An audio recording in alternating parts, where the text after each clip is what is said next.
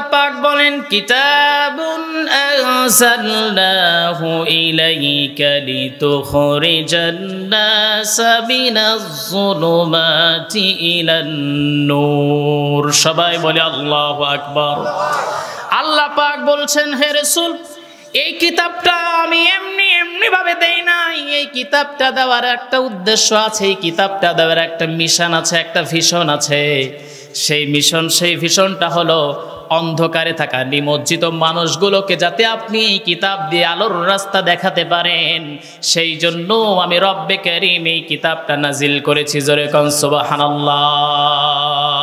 আমার ভাইরা, আমার বন্ধুগণ, এই অন্ধকার কিন্তু রাতের অন্ধকার নয়, এই অন্ধকারে কিন্তু পানির নিচের অন্ধকার নয়, এই অন্ধকার কিন্তু লাইট বন্ধ করে দিয়ে ঘরের দরজা জানালা দরজা বন্ধ করে দেওয়ার অন্ধকার নয়। এই অন্ধকার হলো কোরআন থেকে বিচ্ছিন্ন হওয়ার অন্ধকার, এই অন্ধকার হলো ইসলাম থেকে দূরে যাওয়ার অন্ধকার, এই অন্ধকার হলো নারী নিয়ে নারীকে ধর্ষণ করা, এমপি হওয়ার পর মন্ত্রী হওয়ার পর কোনো একজন মহিলাকে নায়িকাদের নিয়ে পরিমণিদের নিয়ে রাতের বেলায় মজা করার হলো অন্ধকার, ঠিক কিনা? কষ্টের বিষয় লেগেছিল যখন উলামায়ে কেরামদের হাতে ছিল লোহার করা, ঠিক তখন জেলের ভিতর থেকে বের হতেই পরিমণিরা হাতে মেহেদি লাগায়া। তার মানে বোঝা যায় জেলে ওরা থাকতো না, রাতে থাকতো ঘরে, আর নাম করে তাদেরকে দেওয়া হতো জেলে। পরবর্তীতে তাদেরকে বের করা হলো, কিন্তু উলামায়ে কেরামকে বের করা হয় নাই। এই যে আপনার মুফতি জসিমউদ্দিন রহমানী, ওনার স্ত্রী শেষ চলে গেছে, ওনার পরিবারে সবাই মারা গেল, এই লোকটার সব কিছু হারিয়ে ফেললেন। সব কিছু হারানোর পর উনি অবশেষে বের হলেন। আমার ভাইরা, আমার বন্ধুগণ, তবুও ইসলামকে কি তারা বন্ধ করতে পেরেছে? কারণ এই অন্ধকারে থাকার মধ্যে একটা মজা আছে, এই মজায় থাকার কারণে তারা কোরআনটাকে বন্ধ করতে চায়, যেটা আবু জেহেলও করতে চেয়েছিল। আবু জেহেল বলেছিল, ওয়াকালাল্লাযীনা কাফারু লা তাসমাউ লিহাযাল কুরআন, কোরআনটাকে বন্ধ করে দাও, কারণ কোরআনটাকে যদি বন্ধ না করে দাও তাহলে ভোটবিহীন যে ক্ষমতার মসনদে যেই চেয়ারে বসে আছি, ভোটবিহীন এই ক্ষমতার চেয়ার থাকবে। আমার ভাইরা, আমার বন্ধুগণ, ফেরাউন যখন চিন্তা করলেন, ফেরাউন আগে চিন্তা করে নাই, ওর বন্ধু হামান টাক, ও বলল সব পথ তো তোমার নেওয়া শেষ, এখন এই মুহূর্তে একটা পথ তোমার বাকি আছে, সেই পথটা হলো বলো আনা রব্বুকুমুল আলা, নিজেকে রব হিসাবে তুমি দাবি করো। ফেরাউন বলল, আমাকে কি এটা কি মানুষ মেনে নেবে নাকি? তখন হামান টাক বলল, মানুষ যদি শিক্ষিত হয় তাহলে মেনে নেবে না, স্কুলগুলো বন্ধ করে দাও, কলেজ ইউনিভার্সিটি বন্ধ করে দাও, পাঠশালা বন্ধ করে দাও। মানুষ যখন মূর্খ হবে, মানুষ যখন জাহিলিয়াতের ভিতরে যখন ঝুঁক ঢুকে যাবে, তখন রবকে চিনতে পারবে না, তোমাকে রব হিসাবে মেনে নেবে। সব কিছু বন্ধ করে দেওয়ার পর যখন স্বীকার করলো, বলল আনা রব্বুকুমুল আলা, তখন তাকে অনেকেই মেনে নিল। আমার ভাইরা, আমার বন্ধুগণ, আপনাদের এখানে দাখিল মাদ্রাসা, এখানে হাফিজি মাদ্রাসা, এই জায়গায় আলিয়া মাদ্রাসা, জেনারেল টিচারদের বলবেন যেই বইগুলো এসেছে বাংলাদেশ থেকে ছাপানো হয় নাই, এগুলো ওই মামার দেশ থেকে এসেছে। তাদের টার্গেট ছিল ছেলেগুলোকে যেন আসল শিক্ষা যেন থেকে তারা বঞ্চিত করতে পারে, ঠিক কিনা? আর দিয়েছিল অ্যান্ড্রয়েড ফোন। আমার ভাইরা, আমার বন্ধুগণ, ফিরাউনের সেই পথেই তারা হেঁটেছিল, কিন্তু না কোরআনটাকে বন্ধ করতে পারে নাই, না কোরআনটাকে নিঃশেষ করতে পারে নাই। কোরআন মাথা উঁচু করে আছে, ওলামায়ে কেরাম মাথা উঁচু করে আছে, কিন্তু কিয়ামত পর্যন্ত থাকবে, এই জালিমদের নাম থাকবে না, ঠিক কিনা? অথবা থাকবে কিন্তু মানুষ কবরে গিয়ে পেশাব করে দিবে, ঠিক কিনা? আমার আগে মনে হতো, বুঝছেন, যখন আল্লামা দেলাওয়ার হোসেন সাইদি রহমাতুল্লাহি আলাইহিকে যখন বিষ প্রয়োগে হত্যা করা হলো, ওই দিন আমি মনে একটা নিয়াত করছিলাম যে আল্লাহ, যদি কোনোদিন এই বদ মহিলা যদি মরে, ওর কবরে আমি পেশাব করে দেব, কারণ ও তো মানুষ না। কারণ আল্লাহ রাব্বুল আলামিন বলেন, আমি যাদের কলব দিয়েছি, অন্তর দিয়েছি, সেইটা যে উপলব্ধি করে না, কান দিয়েছি শ্রবণ করে না, চোখ দিয়েছি দেখে না, তারা হলো বালহু মাদল, তারা হলো চতুষ্পদ জন্তু। আমার ভাইরা, আমার বন্ধুগণ, ওদেরকে তো কুত্তা শিয়ালের চাইতে বেশি কিছু আমি মনে করি নাই। আরে একটা প্রোগ্রামে এই কষ্টের কথাগুলো কাকে বলবো, কাকে বুঝাবো? এতদিন পারে নাই, এখন পারতেছি, আলহামদুলিল্লাহ বলেন। একটা প্রোগ্রামে গেলাম, খাওয়া দাওয়া শেষ, একটু রেস্ট নিব, ঠিক এমন সময় একজন ভাই আসলেন। ভাই এসে আমার কাছে বসলেন আর আমাকে ডেকে বলছে, হুজুর আপনি খাওয়া দাওয়া করেছেন, একটা কথা আমি আপনাকে বলতে চাই। সেই কথাটা হলো, শোনেন, আমার সঙ্গে একটু আসেন। লোকটার সঙ্গে গেলাম, একটু আড়াল দিয়ে নিয়ে গেল যাতে কেউ না দেখে। সাইডে দাঁড়ালাম, লোকটা লাইট দিয়ে, উনি লাইট ধরলেন, বিশাল একটা ভুট্টা ক্ষেত আমি দেখতে পেলাম। এরপরে বলছেন, হুজুর একমাত্র ইসলামী আন্দোলন করি বলে, একমাত্র আল্লাহর দল করি বলে, আকিমুদ্দিন, দিন প্রতিষ্ঠিত করতে চায়, এই জন্য রাতের বেলায় বইয়ের কাছে থাকতে পারি না। এই কনকনা শীতের ভিতরে এই ভুট্টা ক্ষেতের ভিতরে থাকি। আমি একবার আমার দেহের জামার দিকে তাকাই, আর একবার লোকটার মুখের দিকে তাকাই। আমার ওই সময় দামি একটা জ্যাকেট পরা ছিলাম, চাদর পরা ছিলাম। মনে হলো, আল্লাহ, আমি এই শীতের ভিতরে এই জ্যাকেট পরা অবস্থায়, চাদর পরা অবস্থায় আমার গায়ে এখনো নাড়া দিয়ে উঠছে, কিন্তু আমার এই ভাইটা এই ভুট্টা ক্ষেতের ভিতরে কেমন করে তারা এই শীতটাকে তারা অতিবাহিত করেছে।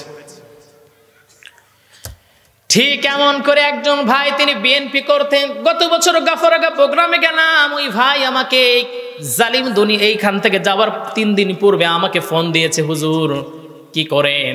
বললাম বাসায় শুয়ে আছি ভাই, ঘুম ধরছে না। কেন ঘুম ধরে না? ছাত্রদের কথা মনে হয়ে, আবু সাইদের কথা মনে হয়ে কান্না করতেছিলাম। লোকটা আমাকে ডেকে বলছে, হুজুর একটু ভিডিও কলে আসবেন নাকি? কখনো তো আসেন না, একটু দেখতে চাই আপনাকে। ভিডিও কল দিলাম। লোকটা আমাকে দেখাচ্ছে, ওই সময় এত বৃষ্টি হচ্ছিল না, ওই বৃষ্টির ভিতরে 5 তলা ছাদের উপরে উঠেছে, কোন রকম একটা ত্রিফল টানায়া সেই জায়গায় আছে, ধরে নিয়েছে, রেড অ্যালার্ট। আমার ভাইরা, আমার বন্ধুগণ, এই রেড অ্যালার্ট শুধু এখনকার এই মানুষদের উপরে হয় নাই, আমার আপনার নবীজির উপরে এমন রেড অ্যালার্ট জারি করেছিল আবু জেহেল, ঠিক কিনা? তার কারণটা ছিল কোরআনের প্রচার যেন মুহাম্মদ করতে না পারে, কারণ কোরআনের প্রচার যদি করে তাহলে অন্ধকার থেকে মানুষ আলোর রাস্তায় চলে আসবে। আমার ভাইরা, আমার বন্ধুগণ, কত চেষ্টা করলো না, পারলো না। আমার নবীজি যখন নামাজে দাঁড়াতেন, আবু জেহেল, উতবা সাহেবা তারা চলে আসতেন, উটের পচা নারী ভুড়িগুলো নবীজির দেহের উপর চাপায়া দিতেন। আমার নবী উঠতে পারতেন না, নবীজি মাথা তুলতে পারতেন না। নবীজির মাথার উপরে, দেহের উপরে যখন উটের পচা নারী ভুড়িগুলি তুলে দিতেন, আমার নবীজি চোখের পানি ফেলে ফেলে কান্না করতেন। কিতাবওয়ালা লিখেছে, ইয়া সাহিবাল জামালি ওয়া ইয়া সাইয়্যিদাল বাশার মিন ওয়াজহিকাল মুনীরি লাকাদ নাওয়ারাল কমার। ইয়া সাহিবাল জামালি ওয়া ইয়া সাইয়্যিদাল বাশার, আমার নবীজির সুন্দর যেখানে প্রকাশ করেছেন। আমার ভাইরা, আমার বন্ধুগণ, হযরত ওমর রাদিয়াল্লাহু তাআলা আনহু একবার তিনি মক্কা থেকে মদিনায় যাচ্ছিলেন। হযরত ওমর রাদিয়াল্লাহু তাআলা আনহু তিনি একটা মরুভূমির ভিতরে দাঁড়ালেন, তাবু গাড়লেন, কিন্তু মনটা মানছে না, কখন আমি মদিনায় যাব আর আমার নবীজির সঙ্গে দেখা করব, আমার নবীজির কখন সান্নিধ্য আমি পেয়ে যাব। হযরত ওমর একবার আকাশের চাঁদের দিকে তাকায়, একবার তিনি চিন্তা করেন কখন এই রাতটা অতিবাহিত হয়ে যাবে। হযরত ওমর রাদিয়াল্লাহু তাআলা আনহু চাঁদের দিকে তাকায় চোখের পানি ফেলে ফেলে বলছে, চাঁদ তুমি এত সুন্দর করে জ্যোৎস্না ছড়াও, কিন্তু মদিনায় একটা চাঁদ আছে, যেই চাঁদের দিকে তাকালে তোমার এই সুন্দর রূপটাকেও হার মেনে যায়। সেইটা ছিলেন আমার আপনার নবী মুহাম্মদুর রাসূলুল্লাহ সাল্লাল্লাহু আলাইহি ওয়াসাল্লাম, যার জীবনীটাকে আমরা 2 ভাগে ভাগ করতে পারি। একটা বিশাল অংশ হলো মিলাদুন নবী সাল্লাল্লাহু আলাইহি ওয়াসাল্লাম, আর একটা জীবনটা হলো 23টা বছর সিরাতুন নবী সাল্লাল্লাহু আলাইহি ওয়াসাল্লাম, মিলাদুন নবী সাল্লাল্লাহু আলাইহি ওয়াসাল্লাম মানবেন, কোনো সমস্যা নাই। এই মিলাদুন নবী সাল্লাল্লাহু আলাইহি ওয়াসাল্লামকে মেনেছিলেন নবীজির চাচা আবু তালিব, জান্নাত কিন্তু পায় নাই। তিনি মেরেছিলেন মিলাদুন নবী, সিরাতুন নবী মানে নাই। আবার আরেকটা চাচা আবু লাহাব, তিনি মেরেছিল মিলাদুন নবী, কিন্তু সিরাতুন নবী সাল্লাল্লাহু আলাইহি ওয়াসাল্লাম মানে নাই। এই জন্য সে আল্লাহর জান্নাত যেতে পারে নাই। আর আরেকজন চাচা মিলাদুন নবী মেনেছিলেন, আবার সিরাতুন নবী সাল্লাল্লাহু আলাইহি ওয়াসাল্লাম মেনেছিলেন। এই জন্য রব্বে কারীম তার এত দাম বাড়িয়ে দিয়েছেন, জান্নাতের মেহমান হিসাবে কবুল করে নিয়েছেন। দুইজন চাচা জাহান্নামে আর দুইজন চাচা জান্নাতে। সুবহানাল্লাহ বলতে পারেন নাই? কষ্ট হচ্ছে আপনাদের? আবার ভাইরা আমার, বন্ধুগণ, নবীজির যে চাচা দুনিয়া থেকে বিদায় হলেন, তিনি ইসলামী আন্দোলন আকিমুদ্দিন প্রতিষ্ঠা করার জন্য উহুদের ময়দানে নবীজির চাচা রক্ত ঝরিয়েছিলেন। আবার ভাইরা আমার, বন্ধুগণ, আমি বসেছিলাম হুজুরের সঙ্গে কথা বলতেছিলাম, আপনাদের এলাকার প্রধান মুরব্বী, ওনার সঙ্গে কথা বলতেছিলাম। হ্যাঁ, আমি হযরতে আমি নবীজির চাচার আলোচনাটা করব, কিন্তু তার পূর্বে কথাটা বলে নেই আপনাদের একটু বোঝার জন্য। আমি বলছি কতটা নির্দয় ছিল এই জানোয়ারগুলো।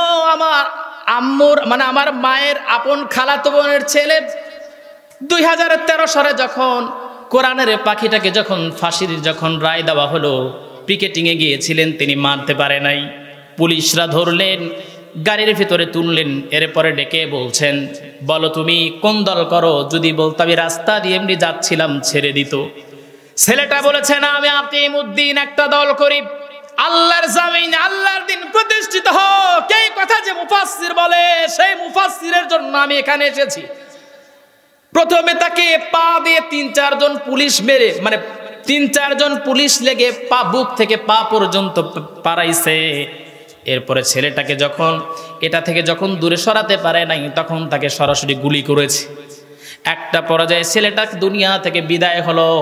2013 সাল থেকে 2024 সাল পর্যন্ত আমি ওই খালার বাসায় যাই না, একদিন শুধু গিয়েছিলাম। আমি যখন যেতাম, আমার ওই আন্টি আমার চোখে আমার দিকে তাকাতেন, দৌড়ে এসে জড়ায় ধরে বলতো, বাবা তুমি আসছো, আমার মাহফুজ আসে নাই। তুমি যখন ছোটবেলায় আসতা, আমার ছেলের সঙ্গে খেলাধুলা করতে যাইতাম, আজকে আসলে আমার মাহফুজ তোমার সঙ্গে আসে নাই। পাবনায় একটা প্রোগ্রামে গেলাম, ওই বাবা এসেছেন, আমার সঙ্গে কথা বললেন, হুজুর আমার ছেলেটাকে ইটের উপর মাথাটা রেখে আর একটা ইট দিয়ে মাথাটাকে থ্যাতলায়া ছেলেটাকে বিদায় দুনিয়া থেকে করে দিয়েছি জালিমরা। আমার ভাইরা আমার, বন্ধুগণ, আপনাদের মন কি বলতো আমি জানি না, কিন্তু আমি একটা জিনিসই শুধু বুঝতাম, বাংলাদেশের এই সাদা মাঠা গ্রামের এই মায়ের মাদের চোখের পানি ঝরেছে। যেই জমিনে মাদের চোখের পানি ঝরে যায়, আর যখন ইসলামী আন্দোলনের ভাইরা যখন রক্ত ঢেলে দেয়, আল্লাহ রাব্বুল আলামিন সেই দেশে কোরআনের পতাকা পথ করে উড়াইয়া দেয়। আগামীর বাংলাদেশ, কোরআনের বাংলাদেশ, আগামীর বাংলাদেশ, উলামায়ে কেরামের বাংলাদেশ, আগামীর বাংলাদেশ বিশ্ব নবীর হাতে গড়া বাংলাদেশ হবে, ঠিক কিনা?